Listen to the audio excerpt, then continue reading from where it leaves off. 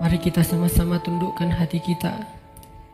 Kita buang ego dan kesombongan kita. Coba kita sama-sama ingat-ingat kembali hari-hari yang pernah kita lalui dalam hidup. Hari-hari yang pernah kita isi dengan perbuatan dosa-dosa besar dalam hidup kita.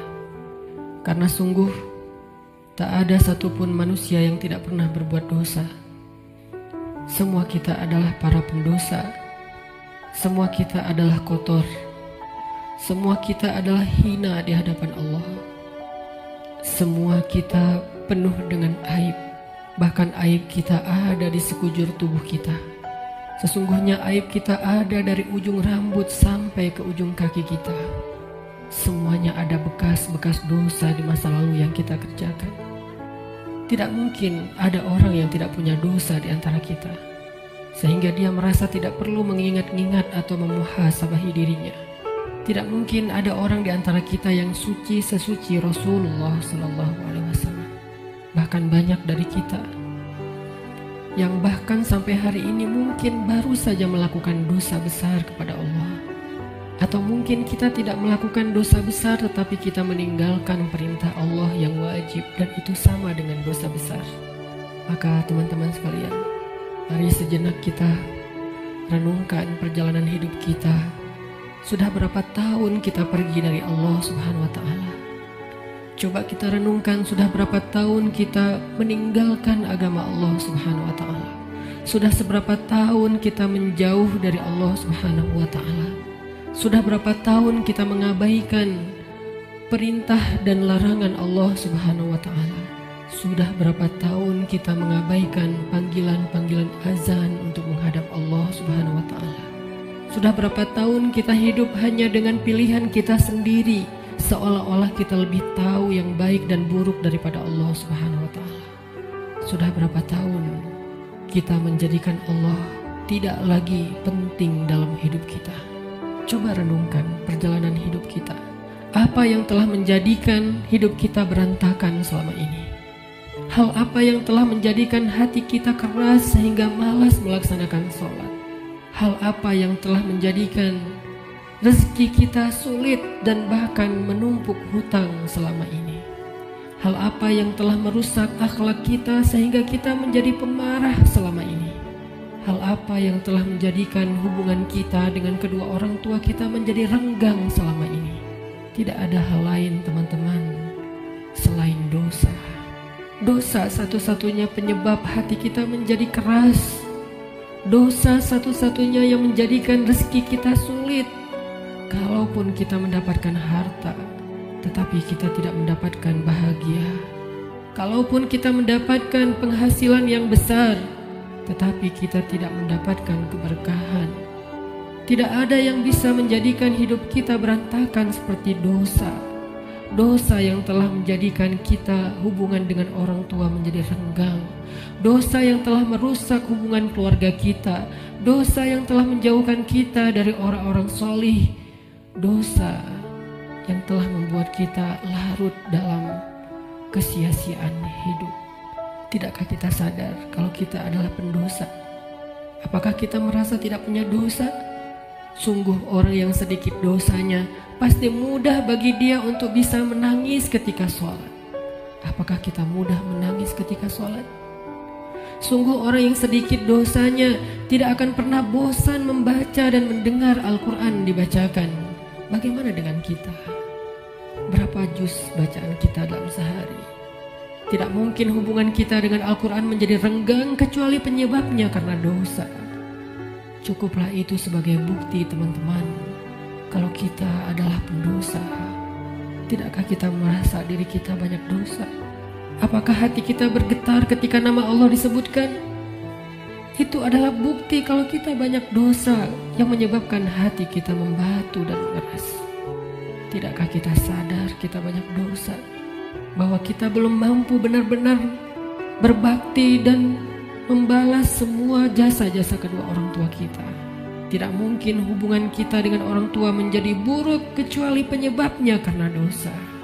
Tidakkah kita sadar kalau diri kita ini adalah pendosa? Lihatlah berapa sering kita marah dalam satu hari, karena sesungguhnya orang yang sedikit dosanya Allah akan kuatkan kesabarannya dan ditahan amarahnya. Maka teman-teman sekalian, jika semua yang tadi saya sebutkan terjadi dalam hidup kita, kita mudah bosan membaca Al-Quran, kita malas untuk mendirikan sholat, kita jarang ke masjid, kita tidak bisa menahan amarah kita, hubungan kita dengan orang tua tidak baik, nama Allah disebutkan hati kita tidak berasa apapun, maka cukup semua itu menjadi bukti sampai saat ini kita masih menjadi pendosa. Maka marilah teman-teman sekalian, kita akui saja dosa kita. Karena orang yang tidak mengakui dosa-dosa dan kesalahannya adalah orang sombong di hadapan Allah. Akui saja kalau kita adalah pendosa. Kita adalah pendosa yang butuh ampunan Allah. Itulah alasan kenapa kita ada di tempat ini saat ini.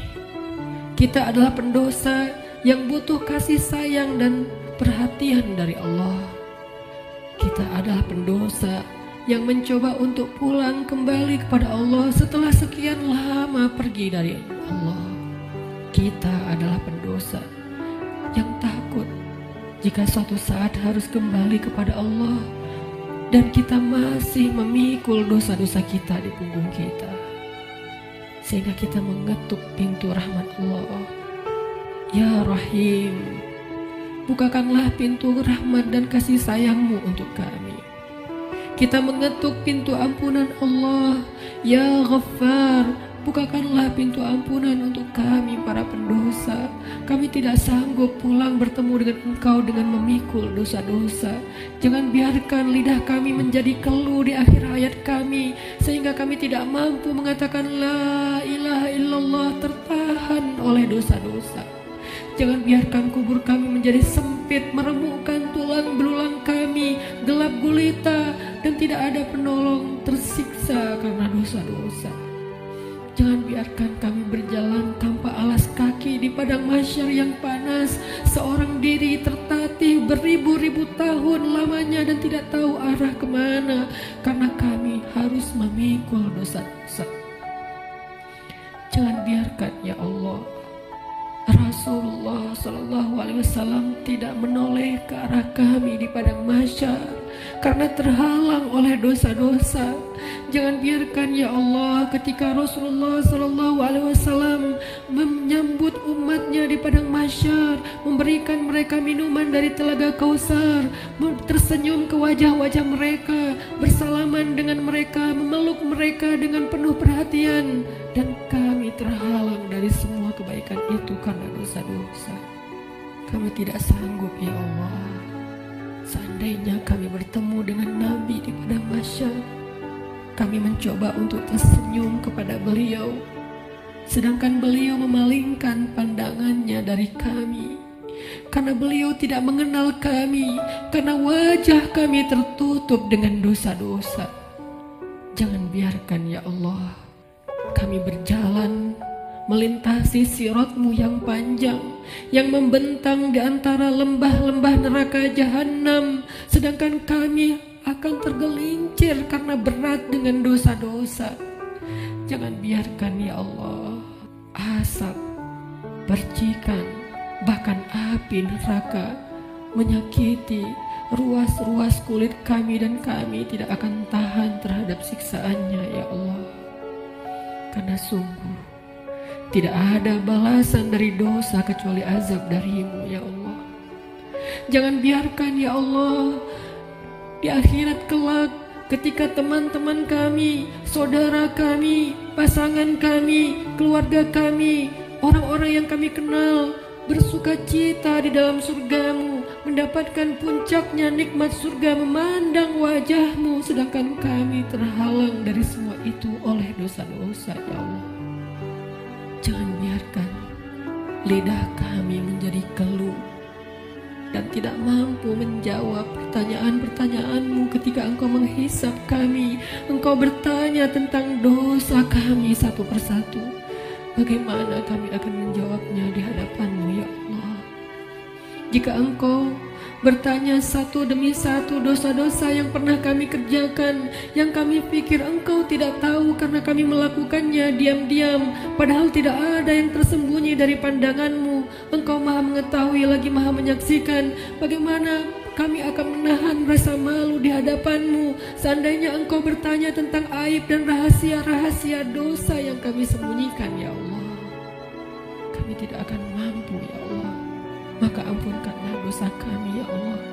Dengan kasih sayang-Mu yang Engkau berikan di bulan Ramadan, dengan rahmat yang Engkau limpahkan di bulan Ramadan, dengan janji-janji maha benar yang Engkau telah tuliskan untuk kami di bulan Ramadan, bahwa siapapun yang beribadah di bulan Ramadan, barang siapa yang berpuasa di siang harinya, mendirikan sholat di malam harinya, Engkau akan mengampuni dosa-dosa mereka. Maka ampunkan dosa-dosa kami malam ini, ya Allah. Walaupun ibadah kami belum sempurna, walaupun puasa kami belum sempurna, walaupun sholat malam kami belum baik, tidak selalu khusyuk, tapi kami sedang belajar, ya Allah. Maafkan kami, ampunkan dosa-dosa kami. Jangan biarkan satu pun tersisa yang akan menyandung kaki kami di padang mahsyar, yang akan menggelincirkan langkah-langkah kami ketika melintasi sirat. Ampunkan, ya Allah, dosa-dosa kami. Teman-teman sekalian, dulu kita berbuat dosa siang dan malam, kita tidak pernah merasa capek. Kita berbuat dosa-dosa besar, kita tidak pernah kehilangan akal. Kita berbuat dosa-dosa besar, kita tidak pernah mengeluh, penuh semangat melakukan dosa. Maka ayo kita tebus. Kita tebus dosa-dosa kita di masa lalu dengan lebih semangat meminta ampun kepada Allah. Jangan mengeluh, mari kita beristighfar kepada Allah Subhanahu wa Ta'ala. Sebagaimana dulu tidak pernah mengeluh berbuat dosa, maka sekarang jangan mengeluh untuk meminta ampun kepada Allah. Sungguh, seandainya kita meminta ampun kepada Allah dengan jujur, dengan penuh penyesalan di dalam hati kita, kita ingat setiap satu demi satu dosa yang kita kerjakan dalam setiap senandung istighfar. Teman-teman, nanti ketika kita akan kembali kepada Allah, saat malaikat maut datang menjemput kita, dan sesungguhnya itu pasti terjadi, karena kullu nafsin za'iqatul maut, semua yang hidup di muka bumi pasti akan merasakan kematian. Walaupun dia orang yang sombong, walaupun dia orang yang durhaka, walaupun dia seorang penguasa, walaupun dia orang yang bengis, walaupun dia orang yang perkasa, walaupun dia memiliki dunia dan seisinya. Fir'aun didatangi oleh kematian, Haman didatangi oleh kematian, Qarun didatangi oleh kematian, Namrud didatangi oleh kematian.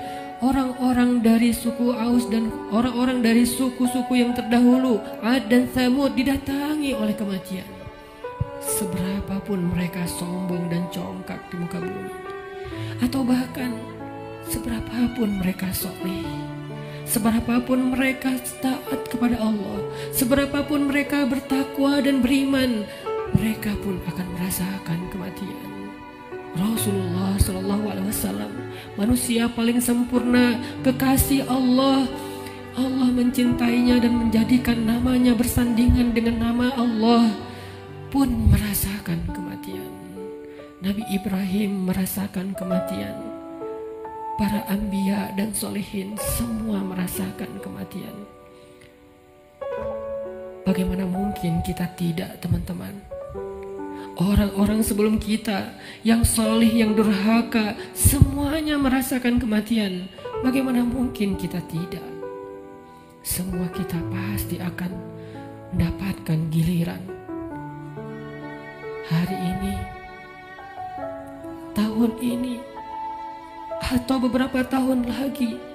Tapi yang pasti hari itu akan tiba. Ketika malaikat maut datang menjemput kita, kita tidak akan punya waktu satu detik pun untuk menundanya. Yang belum sempat bertemu dengan keluarganya tidak akan bertemu lagi. Yang belum sempat meminta maaf kepada kedua orang tuanya tidak akan sempat lagi meminta maaf. Yang belum sempat untuk datang bersimpuh di depan kaki ibundanya tidak akan bisa melakukannya lagi. Yang ingin mengecup kening anak-anaknya yang dia cintai sudah tidak akan mampu melakukannya lagi. yang ingin meminta maaf kepada istri yang pernah dia zalimi, suami yang pernah dia durhakai, tidak akan punya lagi kesempatan. Ketika malaikat maut datang, dia hanya bisa terdiam. Hatinya penuh dengan rasa gelisah, khawatir, bingung, takut, dan menyesal terhadap kehidupannya yang sia-sia. Malaikat akan berkata kepadanya, "Wahai hamba Allah, telah datang kepadamu kebenaran yang dijanjikan Allah. Inilah hari kamu akan kembali kepada Allah. Inilah hari kamu akan kembali ke hadirat Allah. Kamu siap ataupun tidak? Aku telah diperintahkan dan aku tidak suka untuk mengingkari perintah Allah." Kita tidak akan bisa meminta kepada malaikat maut, "Wahai malaikat, berikan saya kesempatan 1 hari lagi untuk bertaubat. Berikan kesempatan saya untuk sholat. Berikan kesempatan saya untuk sholawat. Berikan kesempatan saya untuk memperbaiki diri, meninggalkan maksiat. Berikan saya 1 hari saja, wahai malaikat." Malaikat tidak diciptakan untuk mengingkari perintah Allah. Bagaimanapun kita memelas di depan malaikat, malaikat tidak akan kasihan kepada kita. Bagaimanapun kita menawarkan apa saja kepada malaikat, "Wahai malaikat, ambillah dunia dan seisinya, asal engkau berikan kepada saya nyawa sehari saja." Dunia dan seisinya tidak berharga di depan malaikat. "Wahai malaikat, saya belum sempat bertemu dengan anak saya yang masih kecil. Saya belum sempat mendidik mereka menjadi anak yang solih. Wahai malaikat, saya menyesal pernah durhaka kepada suami saya. Wahai malaikat, saya pernah memukul istri saya dan belum sempat meminta maaf. Beri saya kesempatan untuk bertemu keluarga saya. Jangan cabut nyawa saya di perjalanan. Izinkan saya sampai ke rumah walaupun sesaat saja." Malaikat tidak akan mendengar permintaan kita. Karena ketika datang waktunya, la yastaqdimuna sa'atan wala yastakhirun, tidak akan didahulukan walaupun sejenak dan tidak akan ditunda. Saat itu teman-teman sekalian, kita hanya bisa diam. Kita hanya bisa pasrah. Seandainya keluarga kita ada di sekeliling kita, mereka pun hanya bisa menatap kita dengan kasihan, melihat betapa nafas kita terengah-engah, merasakan sakitnya sakaratul maut. Tidak ada yang bisa mereka lakukan untuk menolong kita. Ibu, ayah, saudara, pasangan, anak, tak seorang pun bisa menolong kita pada hari itu, teman-teman. Semuanya hanya menatap kita dengan kasihan. Dan kita pun menatap mereka untuk terakhir kalinya. Dicabutlah nyawa dari ujung kaki kita.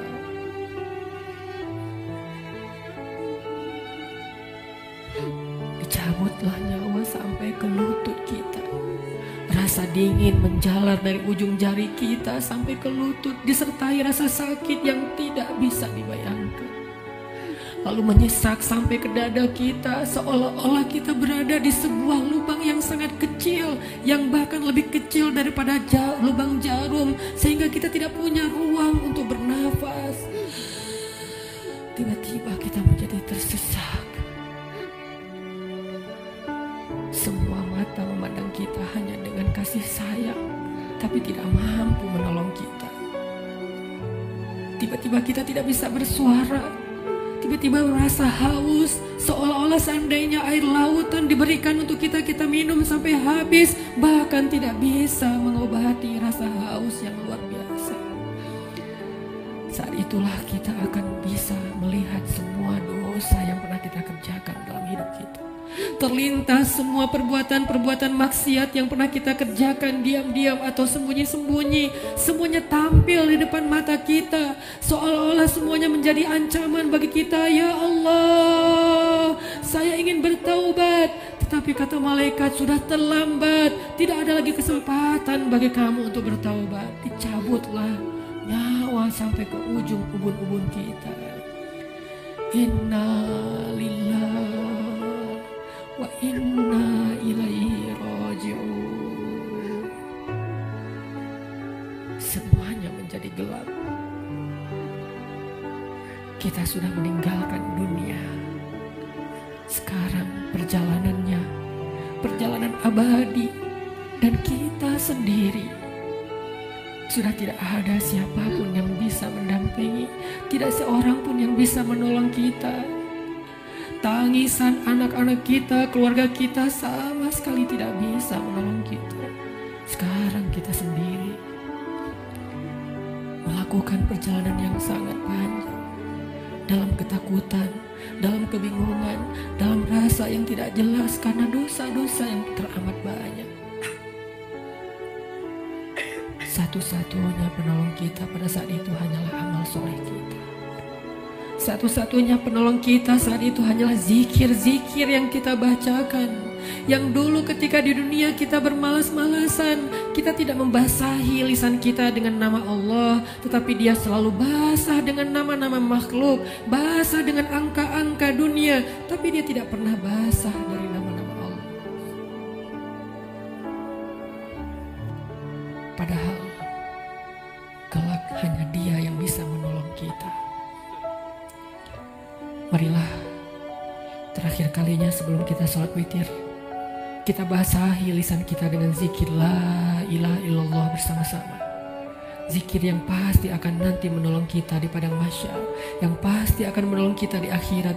Hari ini kita meremehkannya, tapi suatu saat kita akan meminta, ya Allah, berikan saya kesempatan satu hari untuk hidup, dan saya akan habiskan usia saya dengan zikir nama-nama sebelum waktunya terlambat. Marilah kita menyebut nama Allah, teman-teman, dengan hati yang ikhlas, berharap nama-nama itu yang akan menolong kita ketika sakaratul maut kelak.